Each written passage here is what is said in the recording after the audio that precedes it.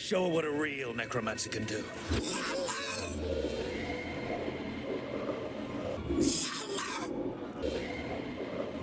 Milords and miladies, it is I, Chris Apollonides, and today it's time to talk about Dragon Age the Veilguard, and specifically the companions. The very first video I made on this channel was about Dragon Age, for I was a long-time fan and I was hyped for the new one. I was skeptical, but still hopeful. But after playing the Veilguards, I was actually hesitant to record anything at all. Because Dragon Age the Veilguard is a massive disappointment. Now, I don't think it's a bad game. I played much worse. But it's lame, bland and boring. And honestly, not even that fun to talk about. So, here's what's gonna happen. I'm gonna analyze the game a little bit, and then we will rate and discuss the companions instead. There's a lot that can be said about the Veilguard, the things that went wrong and the things that are missing. But for me personally, it really comes down to two things. First of all, it's not that fun. Playing the game itself is not fun. The combat, although smooth, it's boring and it's very repetitive. You are constantly doing the same skills and just button smashing.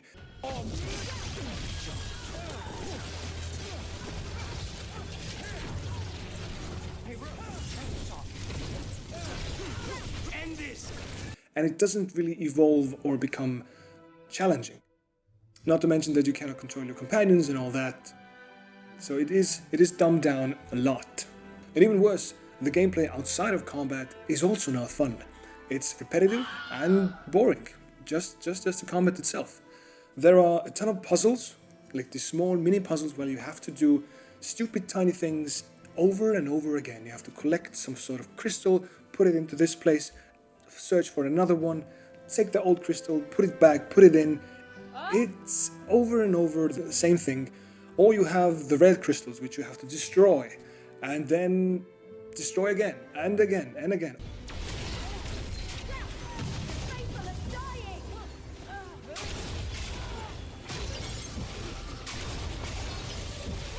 Or you have the blight spreading across the map and you have to look around like an idiot, understanding where it's come from, destroy that fucking zit of a blight and then move on to the next one.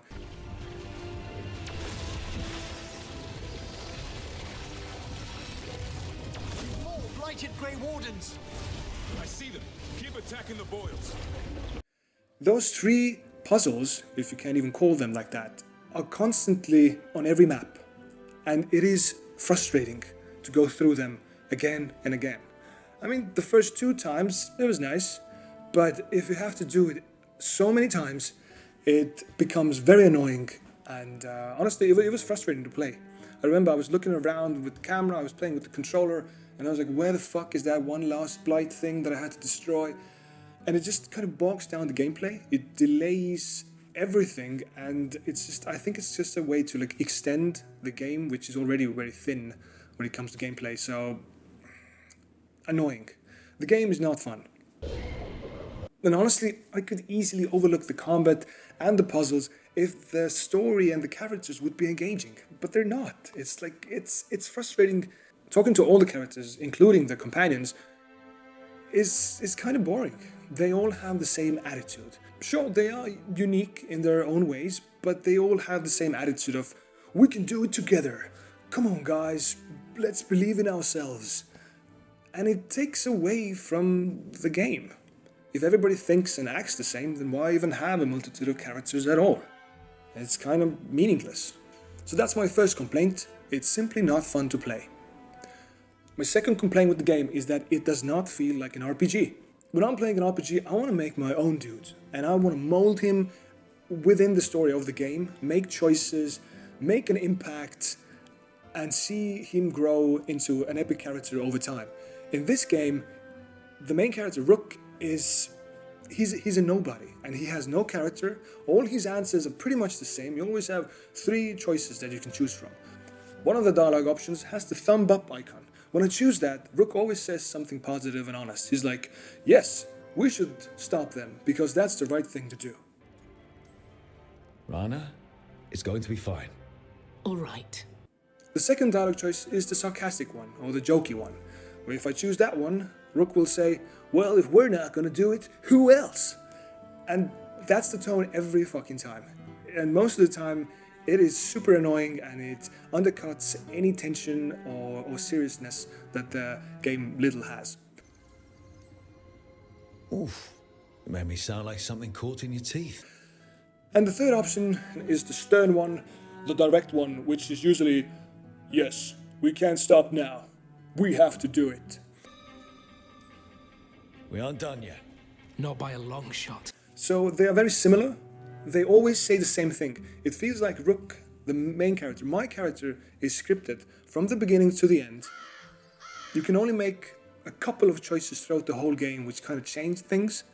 And that's so different from the other Dragon Age games.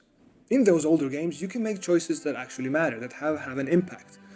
And obviously in every RPG, we see the illusion of choice. Choosing A or B, oftentimes leads to the same thing, but the way it gets to that point differs. Or at least the characters who are involved change, or there is something tangible that you can see, like, okay, something happened, something changed, I made at least a minor difference. But in this game, it's just, you don't even have the choice, because all the three choices, all the dialogue choices, they are basically the same. If you're talking to a companion and they have a problem, then you can only really say one thing to them, and that's usually to support them. You can't tell them to fuck off, you can't tell them that, hey, this is all in your head, focus on the mission. Like, you can't make any choices that are your own, because Rook is just scripted top to bottom. And that's a fucking shame. I play Dragon Age and other RPGs for that reason, that I can choose, I can make choices, I can immerse into my character, into the world, and be somebody. But in this game, you are a nobody. And another thing about Rook that bothered me was that he is literally a nobody. There is no backstory or really reasoning why he is the leader, why everybody believes in him. He doesn't have any special powers, doesn't have a way to close the veil like in the third game. There's he's not one of the last remaining Grey Wardens. He's just some dude who happened to be friends with Varric, and now he's the leader. And everybody believes him, and nobody can tell him differently, because it's all scripted. I don't trust myself, but I do trust Rook. Whatever he feels is best, I'll agree to. Really? You sure? No doubt. Really? No doubt. Okay. Fuck. This video is just becoming a rant. That's why I was hesitant to talk about this, because it's rough. Man, I need a shot. Jesus fuck. Not the time. Alright, SKOL. Oh, okay. Let's say something good about the game. The environments are pretty. The environments are really pretty. There were dozens of times when I just walked to some high platform and just looked around, because it was beautiful, especially the mountains and the nature areas. So I do say that it's a pretty game, and also it runs pretty well as well. I didn't have any issues, any bugs. So in that sense, yeah, I have played worse games, definitely. But that's about it. That's all I can say. That's positive. I will be their shield against the pain. And we're the blade that smashes the shield. Who's ready to go home?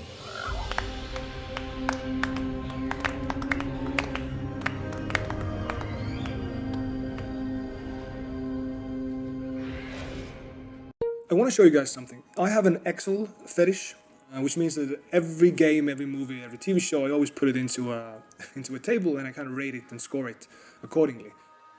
So here I have picked out all the Dragon Age games and also Baldur's Gate 3, and I've scored each game within 11 different aspects, which are important for me in an RPG. So this is just for RPGs.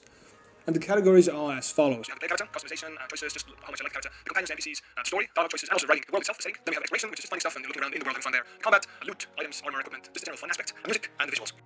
So as you can see, Baldur's Gate is the benchmark. I had to give it top points in every category. 5 is the max, 1 is the least, as you can see here. And over time, I've done the same with Dragon Age games. So if I copy this this formula, then we will see that Dragon Age 1 gets a 85, which is really good. I love Origins. Dragon Age 2 gets an 89, which is better. I have to say I am a Dragon Age 2 fan. Really? But that's another topic. Dragon Age 3, which is 82, it is the weakest of these. Well, until the Veilguard came out, and the 55%. I mean, fuck, that's really bad. It is a shame. It is a massive disappointment. And when I was playing the Veilguard, the one thing that was always in the back of my head was that this is a children's game. This is Dragon Age for kids. The characters, the story, the choices, the combat, everything was so safe, so PG. So if I had to summarize Dragon Age Veilguard, I would have to say it's Dragon Age for kids. There was not a single choice where I could directly kill somebody with a dialogue choice. I couldn't condemn them to death, I couldn't slit their throat, I couldn't slay anything outside of combat. There was a town mayor that I could leave for dead, but even then I couldn't actually choke the guy, directly stabbing him or ending his life.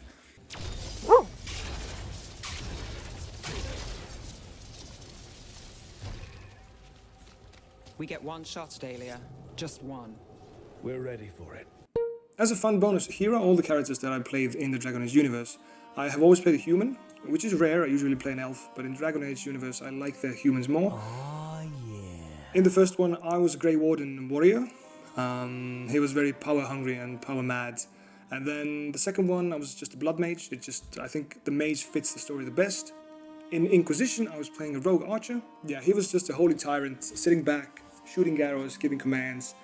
And in Dragon Age 4, I was playing Spellblade Mage. I thought it was interesting. I did like the concept of a melee-focused mage. And he was an Antivan Crow, which I really liked. I've actually liked Antivan Crows. But all it really did in the game was that I had an instant connection with Lucanis. But that was about it. Alright, let's rate the characters. But before that, I think I need another shot. Really? Oh, alright. We are starting with Nev. Before I even played the game, I was looking at the companions and thinking, like, who could be my potential romance? And I thought that was probably going to be Nev. I was playing a human, she was human, she was a mage, a cool detective, and she looked pretty as well. But once I started playing the game and I talked to the character, then I realized that she is kind of a bitch. She is cold, distant, very full of herself, and even when she opened up, I didn't feel any connection. Like, it's just really not my type, and I'm not saying she's terrible, but I'm just gonna put her in Aight. I'll take it. I needed it. Yeah, not a favorite. Then we have Lace Harding. I was excited about Lace coming back, but to be honest, I didn't really like her. And the reason was the writing. Like, the way they wrote her was very cringy for me. She was making these constant awkward jokes, and she was kind of insufferable. Just communicating with her, I tried romancing her, and it was just weird and awkward, and I did not feel any connection at all. And even though connecting with her stone ancestors and being a dwarf with magical powers, that was cool, but damn, I just did not enjoy the dialogue at all. So I have to go with cringe. I'm sorry, she is just super... I'm going to stab you with an arrow. Yeah, okay, whatever. Let's just move on. Davrin is cool, I guess. Like, there's not much to say about Davrin. He is just a reserved, cool guy. He was easygoing. Every time there was a group meeting or just when I went to visit him in his room, he was just laying back and chilling, and that was... I respect that. But there was really nothing else to him, which I found interesting. His main thing was with the Griffin, which is next, Asan. Asan's aight. Like, I don't even find the Griffin that interesting. He's cute. I would put Asan before Nev. Come here. Then we have Emmerich. In the beginning, I did not enjoy Emmerich because he seemed a bit boring. But the more I learned about him, the more I started to like him. One of the main reasons is that he's so fucking polite. It is so refreshing when most of the companions act like douchey kids. And then you have this elderly gentleman who is very polite and well-mannered. And his story was also fucking awesome. Like, the choice that you make at the end I'm just gonna spoil it, okay? Just spoiler alert. So he can choose to become a lich. So he becomes like 100% undead. He's just this fucking skeleton mage. And that's so cool. Emmerich, lichdom is your life's work. Your dream. Would you still remember us? Always. Kept alive in Lichdom's immortal memory. Death's swift touch, held back for all time. And the way he talks about death and life, it's really cool. So I'm gonna put him in awesome. He was my biggest surprise. Yeah, he's definitely a good character. My dear Harding, a gentleman should always look presentable. So going outdoors is still fun for a lich? Nature remains cloaked in all its glory, though the elements pose less of a worry. Manfred, his skeleton pet, he was fun, but I wasn't crazy about him. I guess he's cool. Manfred, come back! Next we have Lucanis. I was playing an Antivan Crow, and Lucanis is also one of them. So I had an instant connection with him, where we were like just two bros out on a mission, and he was one of my main companions that traveled with me, which didn't really add much to the game, but still. I'm gonna say he is awesome. Rook, have a moment. What is it?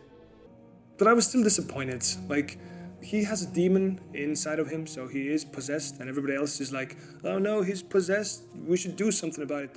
But nobody does anything.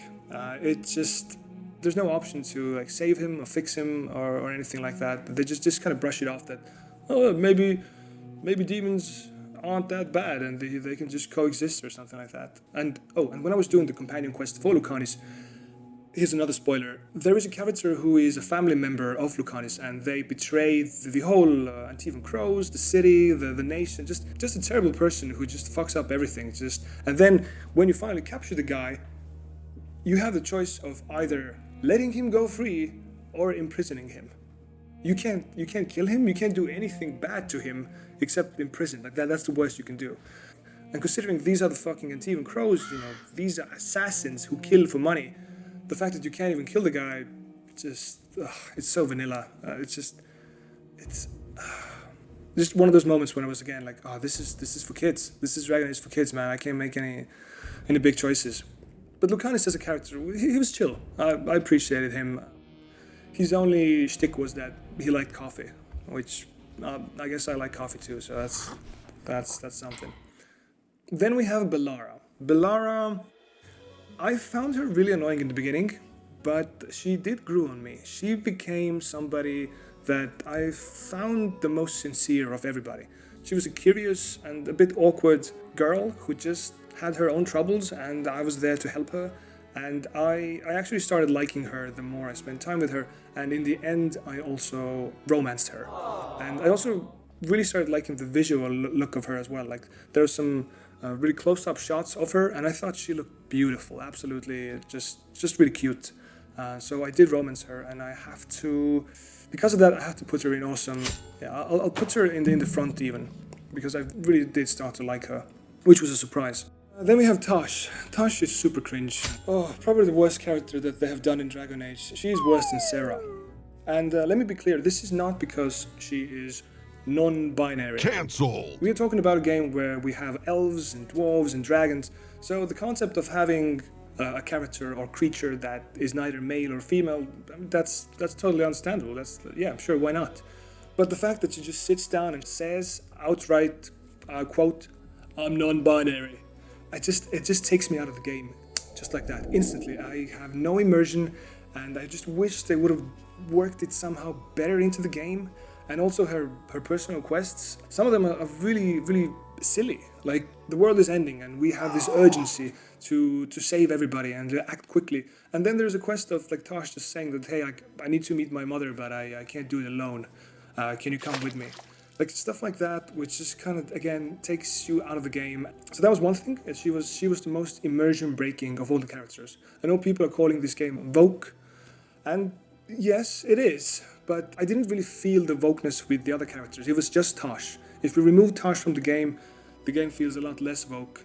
So the problem with Tosh is that she is immersion breaking, but secondly, she is very annoying. She is rude to almost everybody. Like throughout the game, she just says some really random stuff that pissed me off, and she doesn't seem to respect anybody. It's just one of those characters that doesn't click at all. Maybe it's just me, but I couldn't find anything redeeming about her.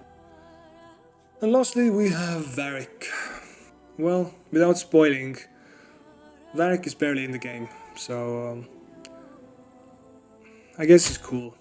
He's cool because he's Varric, but in this game he's not even in this game. Let's put it like that. Yeah, that's it, I guess.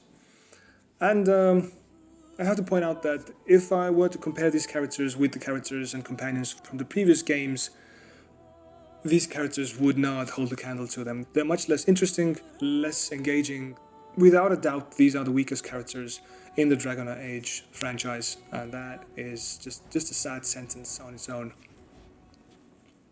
All in all, I cannot recommend this game for anybody except for die-hard Dragon Age fans who want to see the story of Solas reach its ending. And I gotta say, the game's ending is pretty cool, similar to Mass Effect's Suicide Mission, but that's like the only cool part. As a final note, the Veilguard is a sad ending to the Dragon Age franchise, one which cements it as a trilogy, for the fourth game does not really belong next to the first three games.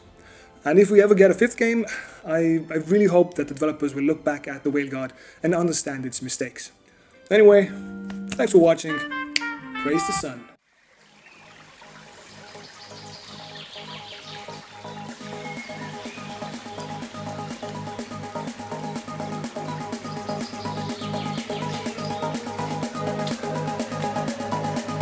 Is that for me?